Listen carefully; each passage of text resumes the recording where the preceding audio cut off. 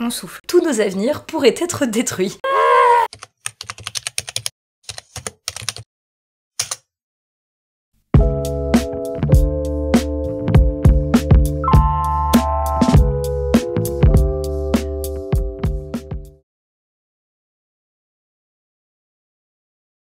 Hello tout le monde! Moi c'est Claire. Et moi c'est Flo.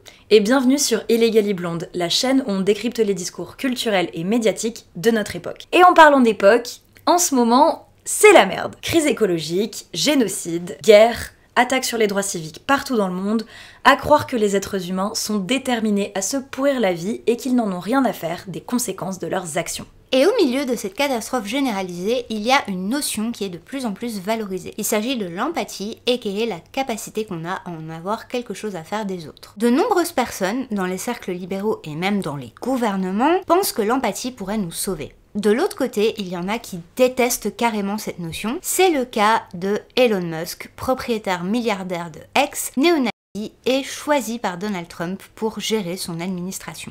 The fundamental weakness of Western civilization is empathy.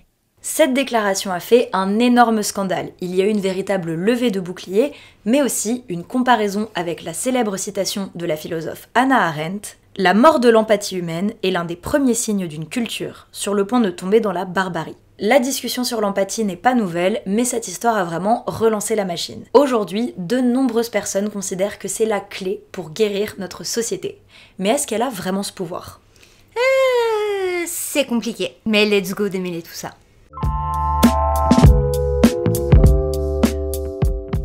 Mais avant de nous lancer dans des grandes réflexions autour de l'avenir de l'humanité et de ce qui pourrait la sauver, en fait c'est quoi l'empathie? Parce que quand on pose la question, il y a peu de personnes qui parviennent à la définir et les experts se sont pas mal embrouillés autour de ce sujet. C'est là qu'intervient la neuroscientifique Sama Karaki qui s'est attelée à la définir dans son ouvrage L'empathie est politique. On s'est pas mal appuyé sur cet ouvrage et sur toutes les recherches qu'il cite pour écrire cette vidéo, donc on vous le recommande fortement.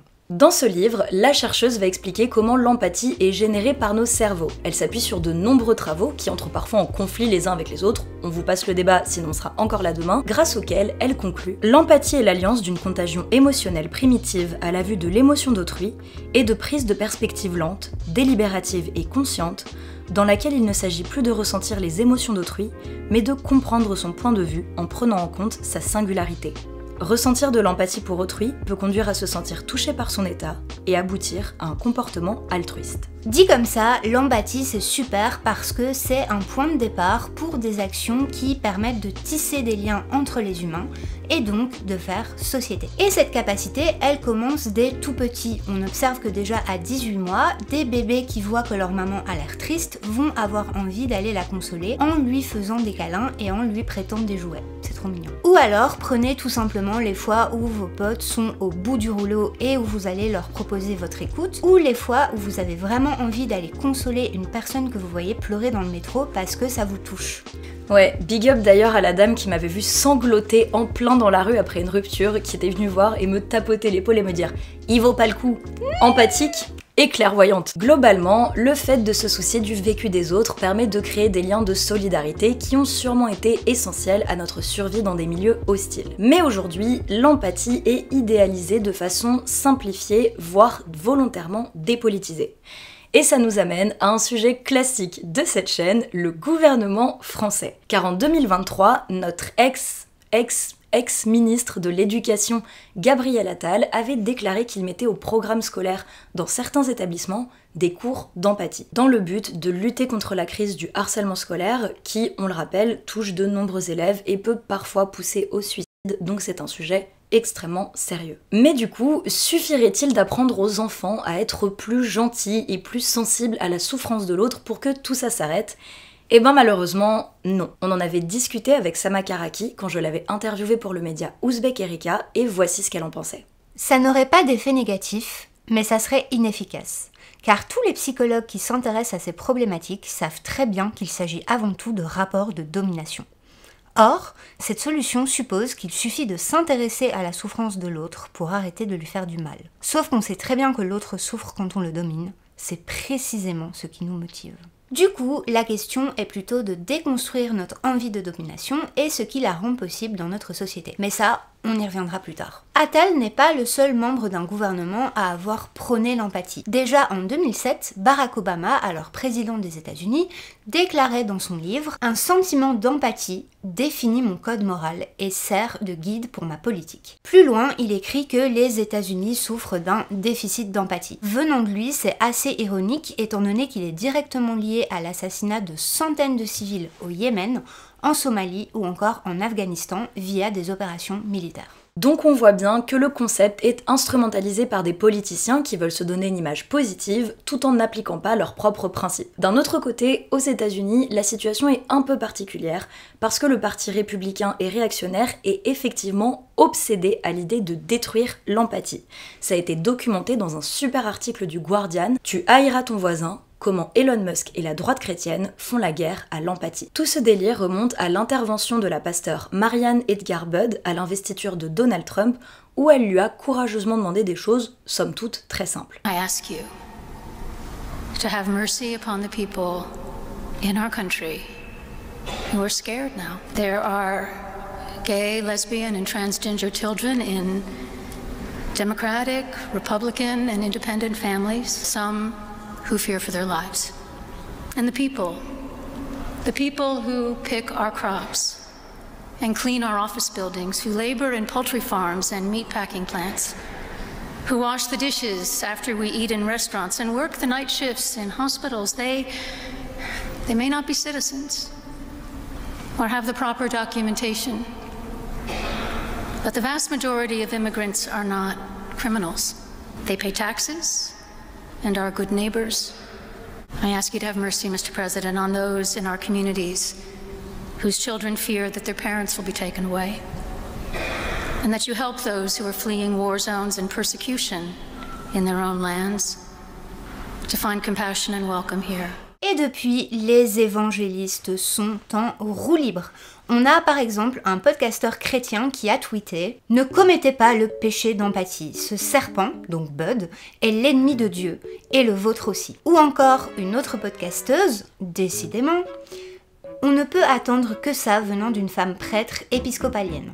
Une empathie toxique qui est en totale opposition avec la parole de Dieu et qui soutient les idées les plus sataniques et les plus destructrices jamais imaginées. » Oh my God! What is that? Et en dehors du fait que ces gens ont un niveau de haine absolument stratosphérique, eh bien ces attaques très violentes, elles prouvent que dans une certaine mesure, il faut protéger l'empathie. Et ces discours rejoignent ceux d'Elon Musk dont on vous parlait en intro. D'ailleurs, voici la suite de cet extrait. They're exploiting a bug in Western civilization, which is the empathy response. So, and I think, empathy is good, but you need to think it through and not just be programmed like a robot. Dans cette interview claquée au sol, Elon Musk reprend la théorie du grand remplacement, qui est fausse et putride, voire notre essai sur le sens des mots, en prétendant donc qu'une civilisation serait en danger d'extinction si elle était trop sympathique avec les étrangers. Dit comme ça, c'est évidemment hyper raciste et choquant. Mais avec cet exemple extrême, il démontre quand même une chose qui est vraie à propos de l'empathie, elle est très limitée.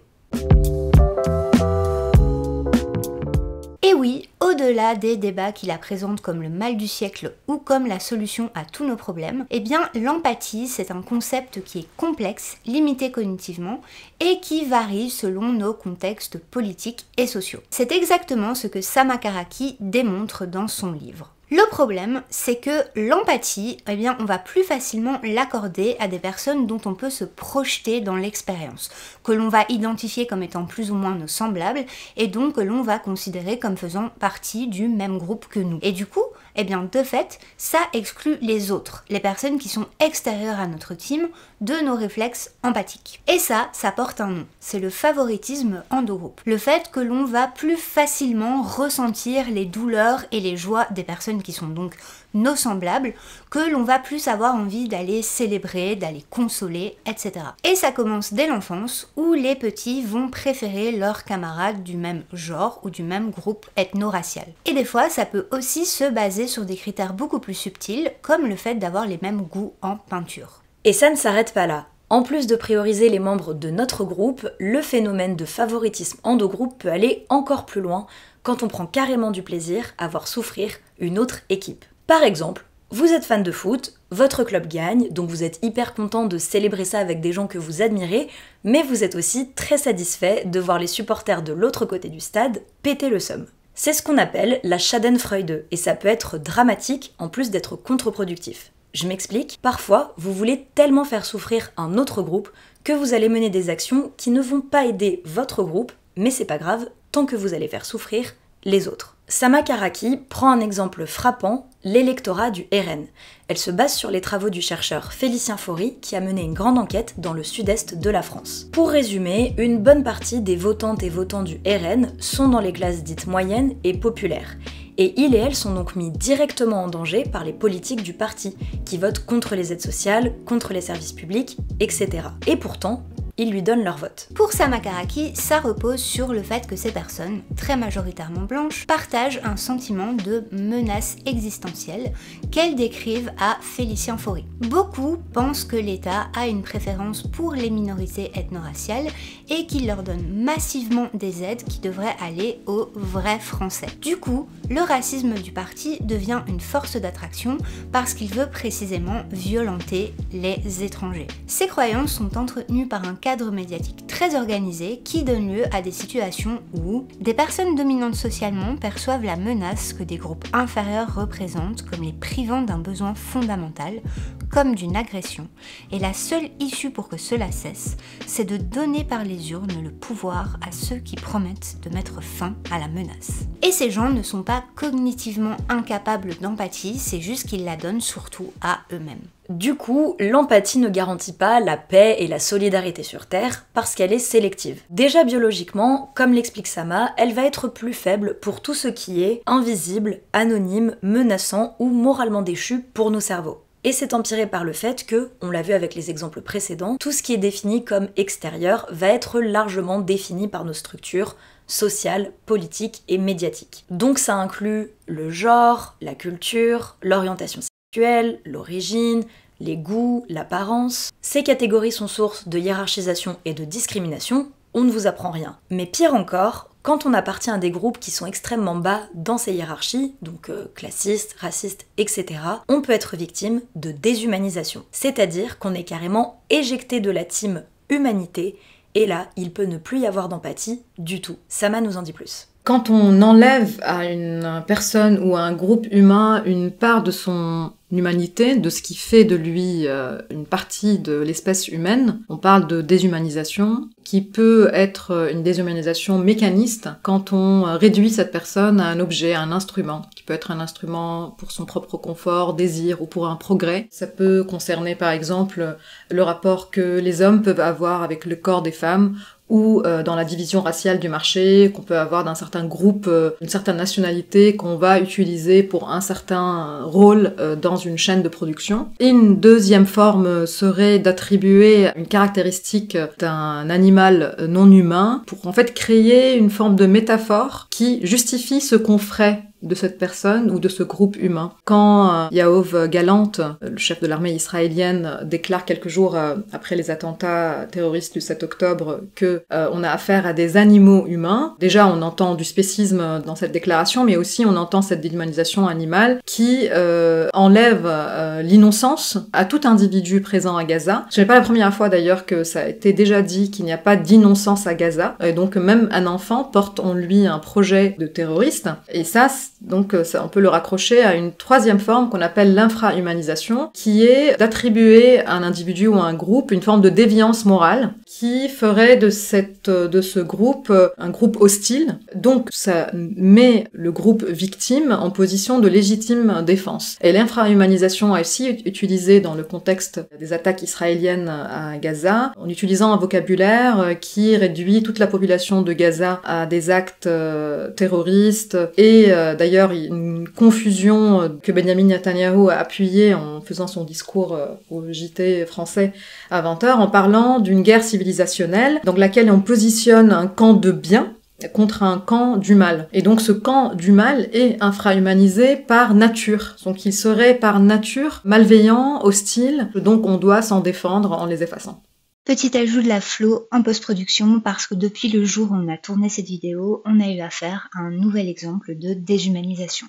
Le 25 avril, Aboubacar Cissé, un jeune homme de 23 ans, a été sauvagement assassiné dans la mosquée dans laquelle il avait l'habitude de prier par un terroriste islamophobe. Cet attentat a ému de nombreuses personnes, mais il a été largement minimisé par la plupart des médias, mais aussi par des personnalités politiques. Le politicien multirécidiviste Éric Zemmour a déclaré: le Malien serait encore en vie s'il avait été expulsé, faisant donc référence à la nationalité de la victime du meurtre. C'est une démonstration absolument atroce du double standard empathique appliqué aux personnes désignées comme étant autres, comme étant étrangères, et qui rend leur souffrance tolérable, voire souhaitable. Des milliers d'exemples viennent illustrer ce double standard empathique. On a par exemple le Missing White Woman Syndrome qui a été nommé par la reporter Gwen Ifill. Lorsqu'une femme blanche disparaît, le relais public et médiatique va être plus rapide pour lancer l'alerte que lorsqu'il s'agit d'une personne racisée. Alors qu'en soi, dans notre société, les femmes racisées ont plus de chances d'être victimes de violences.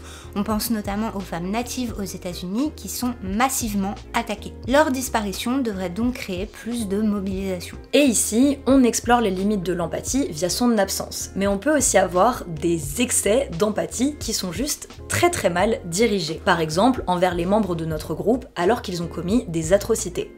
Et ça se retrouve beaucoup dans le concept de himpathy, c'est-à-dire l'empathie démesurée qu'on a pour les hommes, d'autant plus lorsqu'ils sont accusés de violence. On a eu un exemple édifiant début avril en Belgique quand un étudiant en gynécologie a été condamné pour viol, mais que le juge a demandé à ce qu'il n'aille pas en prison car, je cite, il est très engagé et talentueux en tant que gynéco. Du coup, voici son nom et sa référence de profession à faire circuler un maximum pour l'empêcher d'accéder à un poste où il pourra attaquer d'autres femmes. Et dans cette histoire, le juge manque cruellement d'empathie envers la victime. Bah oui, quid de sa vie, de sa carrière et de son avenir à elle. Cette excuse pour les hommes violents et souvent bourgeois a un nom: le Promising Young Man. Bah oui, on va pas détruire la vie d'un jeune homme parce qu'il a brisé celle d'une fille. Bref, si vous voulez en savoir plus sur ce concept, on vous invite à aller regarder le film Promising Young Woman, mais attention, trigger warning niveau 800. En parlant des dérives induites par le sentiment d'équipe, il s'est passé quelque chose d'assez hallucinant il y a quelques semaines. On est tombé sur un post de Simone Média qui a été supprimé depuis, et ce post relayait des extraits d'une interview de Lucille Pétavin, une autrice qui a écrit, entre autres, Sororité, le pacte. Et une slide qu'on a eu la bonne idée de screener nous a interrogés. Même si nous avons des désaccords très profonds avec certaines femmes, qu'il y a des gouffres entre les idées que nous pouvons avoir et celles qui peuvent avoir des conséquences graves, il faut se rappeler que Marine Le Pen est une femme, et donc qu'elle est notre semblable.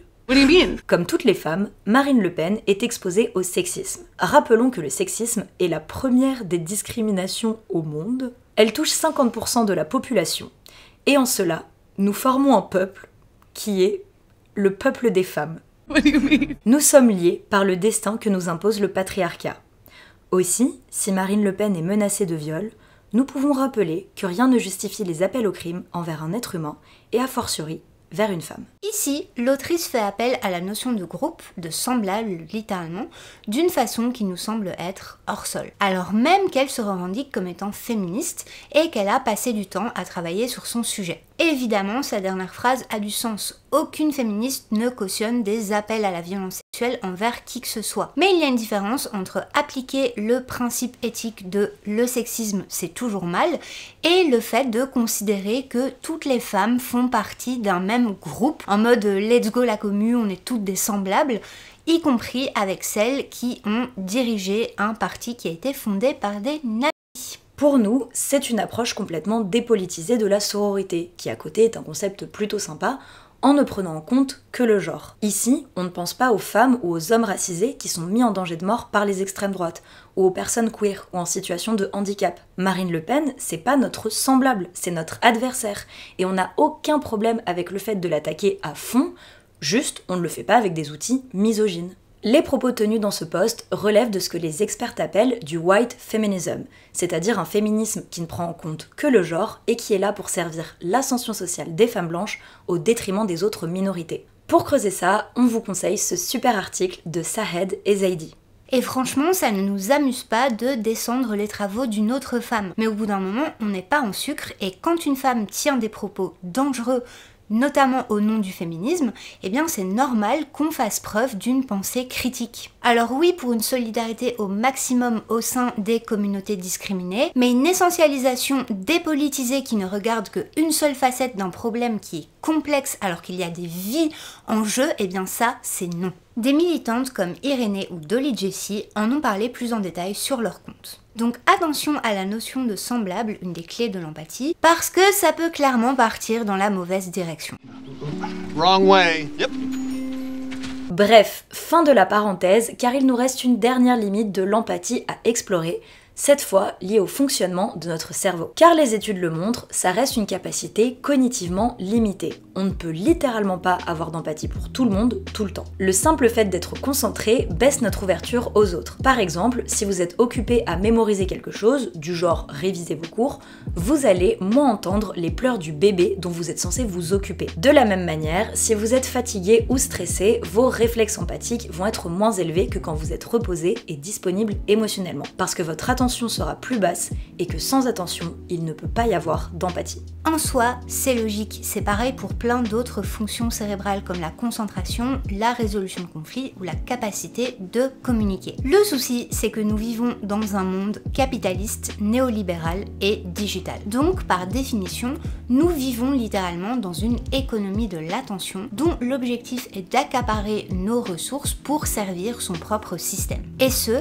en consommant, en étant sur des applications qui ont littéralement été designées pour qu'on passe le plus de temps possible dessus à regarder des publicités qui vont rapporter de l'argent à des entreprises, ou en produisant des choses qui pourront alimenter des entreprises et des contenus qui seront ensuite consommés par d'autres personnes. Le tout dans un contexte qui favorise l'isolement des autres et qui va donc atrophier notre capacité à exercer notre empathie. Et même pour les gens qui ont envie de l'exercer, le fait d'être constamment submergé d'informations fait qu'on est très vite dépassé cérébralement et ça peut mener à un burn-out empathique. Mais ça, on en parle dans 30 secondes. Ainsi, l'empathie n'est absolument pas encouragée par le monde dans lequel on vit. Mais il y a quelque chose d'encore plus pervers.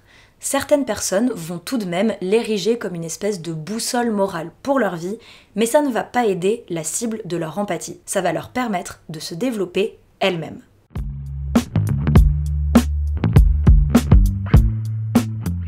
On récapitule. L'empathie est conditionnée par nos cadrages politiques et médiatiques, mais c'est aussi une ressource cognitive qui s'épuise. Et pourtant, on vit dans une époque où on doit processer plus d'informations que jamais, notamment via Internet où des contenus très taxants émotionnellement circulent à la vitesse de la lumière. Ainsi, notre empathie est plus que jamais sollicitée et ça résulte souvent en burn-out empathique. Sama nous en dit plus. Quand on observe la souffrance d'une personne, il se produit en nous une forme de représentation partagée, certes atténuée parce qu'il ne s'agit pas de notre propre souffrance, mais il y a quand même un travail émotionnel qui traverse le corps. On parle de cognition incarnée parce que ce qui se passe dans le corps ne se réduit pas à notre propre traitement sensoriel du monde. Les autres, ils nous habitent aussi, et donc ce qu'ils vivent se traduit aussi par des réponses physiologiques dans notre propre corps. Donc si on est face à une souffrance répétée, ou d'ailleurs à un épisode de souffrance chez l'autre mais qui est intense, il se peut que se produise en nous une réponse physiologique qui nous rend nous-mêmes encombrés dans une propre détresse, et que donc on finit par ce qu'on appelle un burn-out de seconde main, ou un traumatisme vicariant qui caractérise les personnes qui sont dans le milieu du soin, dans le reporting de guerre, ou d'ailleurs dans leur vie intime sont exposés à la souffrance de proches. Ce qui se produit, c'est soit donc ce burn-out empathique ou une fatigue compassionnelle, soit une habituation à la souffrance, donc on est dans une forme d'engourdissement psychique dans lequel on n'est plus sensible, on ne répond plus à la souffrance de l'autre par une réaction empathique, simplement comme tout muscle qui s'engourdit à force de le travailler, ou comme notre attention qui s'habitue à un son répétitif, donc on devient comme si on était exposé à une souffrance de fond. Comme l'explique Sama, les gens vont souvent se mettre à distance pour se préserver de cette détresse. Et bien sûr, personne n'est obligé de tout regarder sur tout ce qu'il se passe dans le monde en permanence. Sauf que beaucoup de gens confondent le fait de préserver leurs ressources via un équilibre et le fait d'arrêter complètement de porter leur attention sur certaines problématiques, de partager des informations difficiles et vont donc s'isoler dans leur bulle. Parce que, contrairement aux personnes qui sont en train de se faire massacrer en live, eh bien eux, ils ont la possibilité de se mettre à distance. Ça, c'est un premier détournement. Mais aussi quand des gens pratiquent leur empathie en s'impliquant ultra émotionnellement, puis finissent en burn-out, ils vont souvent se détourner du sujet initial pour se concentrer sur leur mal-être, ce qui est complètement contre-productif. Ça, c'est le deuxième détournement. On se retrouve au centre d'une action qui est censée être dédiée aux autres. Et troisième détournement, en ressentant cette souffrance en miroir, de nombreuses personnes vont avoir l'impression de faire une bonne action alors qu'en fait, ils ne font rien. Sama l'a formulé de façon absolument magistrale dans son livre. Ce que je reproche à la culture de l'empathie est qu'elle ne permet de déployer aucun remède aux problèmes structurels, n'engage aucune critique profonde, ni aucun moyen de passer à l'action. Ces images arrivent décontextualisées, dépolitisées, plongeant les spectateurs dans une détresse psychologique qu'il faut résoudre. Tout devient cantonné à la sphère affective, au lexique affectif. Comment réduire l'éco-anxiété? Comment réduire la facho-anxiété? Comment se soigner en temps de génocide? Comment user de la souffrance de l'autre pour se développer soi-même? Des civils morts et mutilés, des villes détruites, des quartiers incendiés deviennent un spectacle permanent qui défile, qu'on regarde ou qu'on ignore, qu'on évite ou qu'on partage, dans l'illusion d'avoir par là contribué à soutenir des populations ou des causes. Poser son regard, faire preuve d'attention le temps d'une information, d'une image ou d'une vidéo qui défile, donne l'impression à l'observateur d'avoir fait quelque chose, d'avoir donné quelque chose de lui-même. Abroger la souffrance finit par se réduire à l'acte même d'en être témoin. Autrement dit, l'acte de témoigner d'une souffrance donne à l'observateur l'illusion d'avoir fait quelque chose pour la réduire. Du coup, l'empathie telle qu'elle est abordée aujourd'hui mène souvent à de l'égocentrisme et à de la passivité, ce qui est une récupération super violente du processus initial. Mais c'est justement l'une des grandes forces de notre système néolibéral, catalyser toute émotion potentiellement vectrice de changement pour la transformer en outil de bien-être personnel et individualisé. En parlant des rouages de ce système, on observe un quatrième détournement, l'empathie performative, c'est-à-dire le fait de manifester publiquement notre souffrance en écho à celle d'autres personnes pour exposer à notre public et à nos proches à quel point nous sommes des gens bien. C'est quelque chose de très fréquent dans les cercles libéraux et progressistes. Et bien sûr, certaines personnes sont sûrement sincères dans leur détresse, d'autres le sont moins, difficile de deviner. Notre problème, c'est que ces prises de parole vont surtout répandre le désespoir et la passivité, voire concentrer l'attention sur les émotions de la personne qui poste plutôt que sur l'actu qu'elle est censée relayer. La chanteuse, actrice et entrepreneuse américaine Selena Gomez nous a donné un bel exemple fin janvier quand elle a posté une photo d'elle pleurant à chaudes larmes à cause des déportations organisées par l'administration Trump. C'est un exemple très compliqué mais aussi très intéressant. I just want to say that I'm so sorry. All my people are getting attacked. The children. I don't understand. I'm so sorry. I wish I could do something, but I can't. I don't know what to do. I'll try everything, I promise. Avant d'analyser en quoi cette vidéo nous a interpellés, deux disclaimers. Le premier, c'est que début février, la Maison Blanche a lancé une campagne de harcèlement envers Selena Gomez parce qu'ils ont vu sa vidéo et que ça les a rendus ouf. On vous conseille de regarder le décryptage d'Arte sur le sujet, même si c'est pas de ça dont on va parler maintenant. En soi, pleurer de désespoir face à l'horreur que sont les déportations et les détentions de ICE, qui est l'agence fédérale chargée de cet enfer, eh bien c'est tout à fait compréhensible. D'autant que beaucoup de personnes visées sont mexicaines, or on sait que Selena Gomez est d'origine mexicaine par sa mère et qu'elle est très attachée à cette culture. Donc en soi, on ne juge pas sa réaction, on est même plutôt désolé pour elle. Ce qui nous questionne plus, c'est le fait de la diffuser au monde entier sans vraiment avoir de propositions de solutions ou d'actions concrètes. Ça entretient ces fameuses dynamiques d'égocentrisme et de passivité. C'est aussi l'illustration d'une profonde déconnexion, par exemple quand elle dit « je ne comprends pas ». En fait, les activistes alertent depuis des mois en disant que c'est ce qui va arriver quand Trump arrive au pouvoir. Mais aussi, ICE et ses centres de détention existent depuis 2003 et les administrations démocrates ont totalement travaillé avec eux. Ce contexte lui a valu des accusations de performativité et du harcèlement. Elle a fini par effacer la vidéo et poster en story. Apparemment, ça n'est pas bien de montrer son empathie pour les gens. La youtubeuse Madison Brown en a fait tout un essai, argumentant qu'elle ne méritait pas ces violences et ces moqueries. Et bien sûr, on la rejoint, ne harcelons pas les gens. Mais selon nous, cette analyse manquait d'un point de vue plus politisé. Car il y a une autre phrase assez frustrante dans cette vidéo.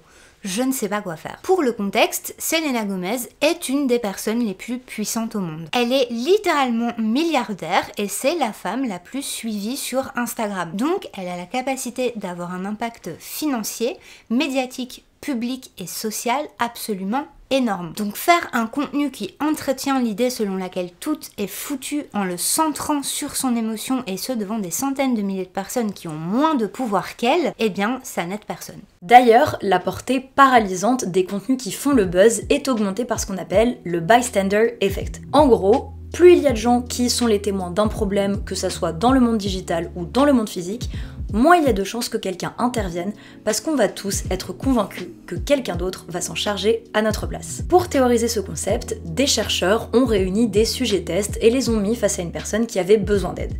Les résultats de l'étude, c'est que 100% des gens sont intervenus quand ils étaient témoins solo, mais que seulement 62% des gens sont intervenus quand il y avait 5 témoins ou plus avec eux. Bon là, ça fait 20 minutes qu'on vous plombe avec que des mauvaises nouvelles, mais la bonne nouvelle, c'est qu'il y a une lueur d'espoir. Dans la vidéo de Selena, mais aussi de manière générale. C'est même plus qu'une lueur, on a peut-être trouvé un remède miracle pour tous les problèmes dont on vient de parler. Et oui, il existe un concept très simple pour sauver le monde, ou du moins pour avoir les moyens de le changer. Oh waouh, mais c'est quoi? Eh bien, l'action concrète, tout simplement. Parce que comme le dit Samakaraki, l'empathie, si elle n'est pas suivie d'une action altruiste, eh ben c'est plutôt inutile. Et hors plaisanterie, personne ne va sauver le monde. Ce type de mentalité peut être très glissant. Mais on peut se rendre utile les uns pour les autres quand on nous le demande. Prenons un exemple qui nous concerne directement, la réaction des hommes quand on parle des violences que nous inflige le patriarcat. À titre personnel, j'en aurais strictement rien à faire qu'un homme que je ne connais absolument pas vienne vers moi en larmes, en mode « Oh là là, c'est terrible toutes ces violences sexuelles que vous subissez en masse, je suis si triste !» ou qu'il aille clamer ça en story. Dit comme ça, désolé, mais on s'en contrefout de votre empathie. Est-ce que vous vous assurez vous-même que vous ne violentez pas les femmes de votre entourage? Est-ce que vous donnez de la thune à des assos? Est-ce que vous interpellez les hommes quand vous les voyez entretenir le patriarcat? Est-ce que vous allez en manif mixte? En bref, est-ce que vous vous bougez les fesses? Les émotions seules ne vont absolument pas mettre fin à notre exploitation. Ce qu'on veut, c'est de la responsabilisation et de l'action. On ne vous demande pas du tout de ressentir notre douleur à la hauteur de toutes les violences qu'on a vécues, parce que ça serait tout bonnement impossible. Et bien sûr, comme pour n'importe quel truc atroce, c'est tout à fait normal d'être touché émotionnellement, qu'on soit concerné ou pas. Le contraire serait même plutôt inquiétant. D'ailleurs, ici, on a régulièrement envie de se taper la tête contre les murs. Mais comme on le disait précédemment, personne ne peut ressentir toutes les douleurs du monde et si on essayait, eh bien on en mourrait. Du coup, on a une proposition concrète pour éviter ça, pour éviter le burn-out empathique, c'est le fait de détacher les émotions fortes des actions altruistes. Car comme le dit Sama, on ne devrait pas en avoir besoin. Par exemple, vous n'avez pas besoin de voir des centaines de vidéos d'enfants décapités et de familles dévastées pour savoir que ce qu'il se passe en Palestine, c'est un génocide, qu'un génocide c'est mal et que par conséquent il faut aller en manifestation, il faut interpeller nos gouvernements, donner dans des cagnottes, relayer des informations et éventuellement secouer nos proches qui ne disent rien et qui ne font rien. D'ailleurs, quel que soit le combat, vous voyez qu'il y a toutes sortes d'actions qui peuvent s'adapter à votre situation physique, financière ou mentale. Et, énième disclaimer de cette vidéo, évidemment, on propose des pistes pour les personnes qui ne sont pas directement concernées par un sujet. Si c'est votre cas, que ce soit à propos des VSS, des génocides, des déportations ou des attaques, notamment en ce moment sur les personnes trans, on vous envoie plein de douceur et vous gérez bien évidemment comme vous voulez. Mais donc, quand on n'est pas premier concerné, doom-scroller à propos d'un sujet spécifique pour finir en PLS, ne pas avoir envie d'agir et au final couper ces informations, ça n'aide littéralement personne. Alors qu'il y a plein d'urgences absolues. Et encore une fois, on comprend le désespoir. On est sujette à des états anxieux ou dépressifs, comme beaucoup de Français, états qui sont d'ailleurs générés par les systèmes qu'on vous propose précisément de combattre. Mais on ne peut pas se permettre une passivité totale. Alors on vous propose un équilibre entre vous informer, agir et couper. Et bonne nouvelle, pour ça, il y a des outils. Déjà, vous pouvez suivre les comptes de médias engagés ou d'orgas pour savoir quelles sont les actions à faire, histoire de pas passer 400 ans à aller chercher les informations quelque part. D'ailleurs, comme on le fait traditionnellement dans toutes nos vidéos, on vous met des comptes qu'on vous conseille de suivre. Mais vous pouvez aussi limiter votre utilisation des réseaux. Il y a des outils comme par exemple AppBlock pour les applications et Stay Focused pour Chrome. C'est simple, c'est gratuit, vous définissez le temps que vous voulez bien passer sur ces applications ou sur ces sites, et puis c'est tout good. D'ailleurs, si vous ne voulez pas aller sur les réseaux sociaux du tout, eh bien vous pouvez très bien demander à vos potes de vous dire quand et où ont lieu les prochaines manifs, ou accéder à ces informations par les canaux que vous voulez. Généralement, vous pouvez aussi réfléchir à votre seuil d'information. Parce que oui, tout couper est un privilège, mais on n'est pas non plus obligé de consulter des choses qui nous font bader 4 heures par jour. Déjà, plutôt que d'étaler ce processus, vous pouvez essayer de le synthétiser. Donc plutôt que de passer toute la journée à avoir des petits pics de colère, de tristesse ou d'angoisse, vous pouvez essayer de tout regrouper ça en un seul moment, par exemple 30 minutes par jour ou par semaine, pour être en mode chasse aux infos, relais des infos et surtout relais des actions pour réagir à ces infos. L'idéal, c'est bien évidemment de rejoindre des organisations, donc des syndicats, des assos, des collectifs, dans le monde physique, au-delà du monde digital, qui, en plus de pas être très efficace, est aussi très angoissant. People look at the world around them and they think, yes, the system's broken, but what can I do? This is a question I get all the time at the end of every talk. What can I do? And this sense of a lack of power, the fact that the system is broken and I personally need to be able to do something about it. I need to be able to, have a sense of a policy agenda that's going to allow us to get out of this mess. That's a huge part of the problem. If I was doing a talk like this 50 years ago, people wouldn't be standing up in the audience and saying, what can I do? They would be saying, what can we do? Because they would be part of unions. They would be part of social movements. They would be organizing in their communities. Et un petit tip assez sympa pour ça, c'est par exemple d'aller à des réunions d'information avec vos potes, avec des membres de votre famille, c'est quand même vachement moins intimidant. Bien sûr, personne ne doit être expert sur tous les sujets et partager des solutions matin, midi et soir. Parce qu'on est des individus et pas des structures qui ont la capacité d'avoir des bénévoles, des employés, des gens pour mener 40 actions en même temps. Mais reprenons l'exemple de Selena Gomez. Elle aurait très bien pu faire la même vidéo, mais en la rendant plus utile. Du genre, ne pas s'excuser de pleurer, mais dire « Ok, je suis dévastée, je sais pas quoi faire, mais j'ai beaucoup d'argent et vous êtes beaucoup, du coup venez taguer des collectifs ou des assos dans les commentaires, j'irai leur donner des fonds et ensuite je partagerai tout ça à mes followers. » Honnêtement, ça aurait pris quelques jours à son équipe de com, mais ça aurait pu avoir un impact absolument énorme. D'ailleurs, c'est ce qu'elle dit à la fin de sa vidéo. Je promets de faire tout ce que je peux.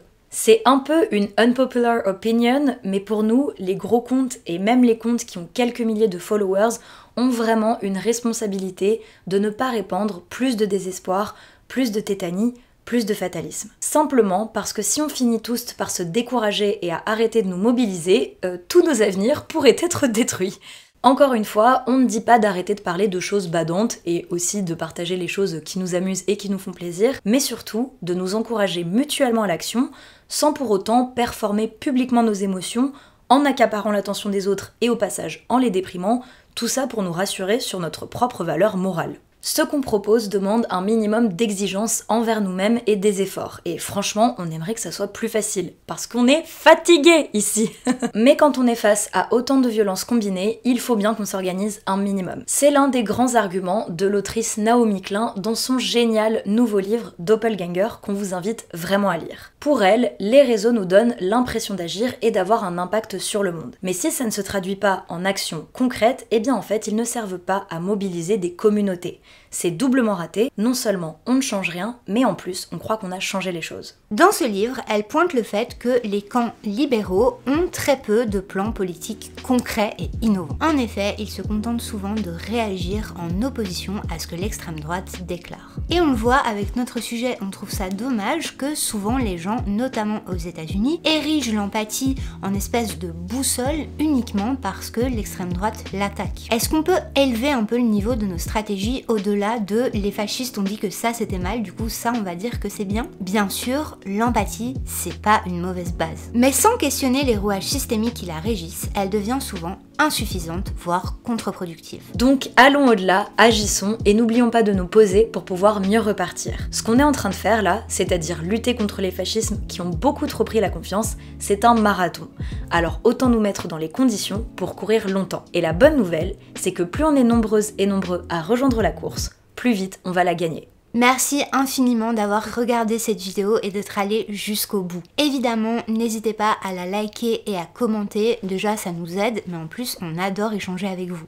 Oui, parce que vraiment, on aurait pu continuer pendant encore 2 heures, donc n'hésitez pas à ajouter votre grain de sel. Par exemple, si vous avez des tips sur comment s'engager sans être submergé, on est archi preneuse. Dans tous les cas, on vous envoie plein de force, n'oubliez pas de vous abonner et on vous dit à très vite. Bye.